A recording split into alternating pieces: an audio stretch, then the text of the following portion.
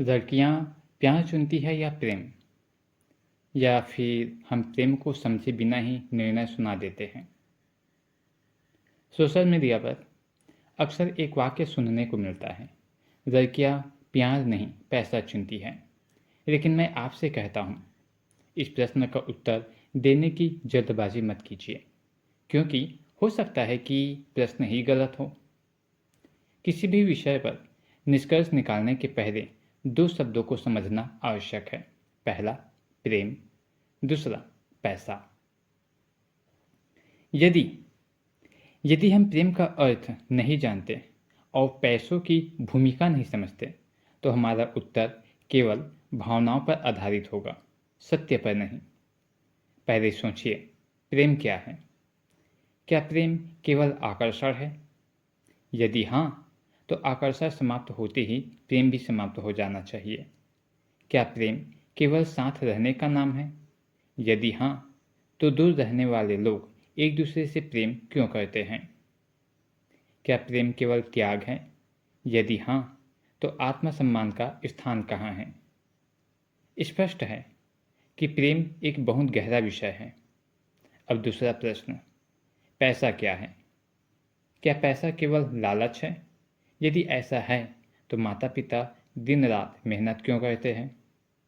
क्यों हर व्यक्ति अपने बच्चों का भविष्य सुरक्षित करना चाहता है? सच्चाई यह है कि पैसा सुख नहीं खरीद सकता, लेकिन जीवन की अनेक कठिनाइयों को कम कर सकता है, और प्रेम कठिनाइयों का सामना करने की शक्ति दे सकता है। यही कारण है कि प्रश्न यह नहीं होना चाहिए, लड़कियां प्यार चुनती है या पैसा, बल्कि जब प्रेम और जीवन की वास्तविकताएं साथ खड़ी हो, तब मनुष्य निर्णय कैसे लेता है।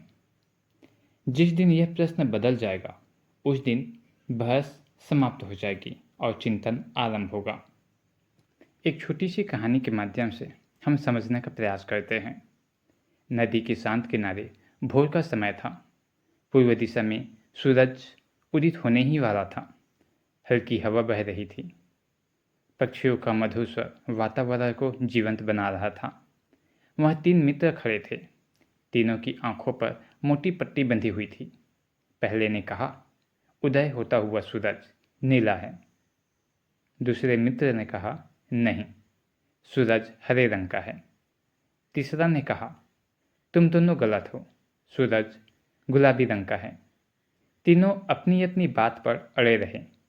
बहस बढ़ती गई और हर व्यक्ति स्वयं को सही सिद्ध करने में लगा हुआ था।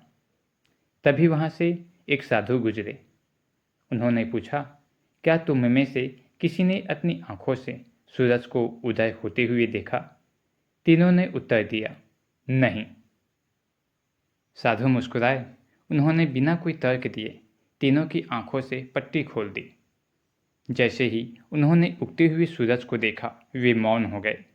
उन्हें समझ में आ गया कि वे सूरज के रंग पर नहीं, अपनी कल्पना पर बहस कर रहे थे।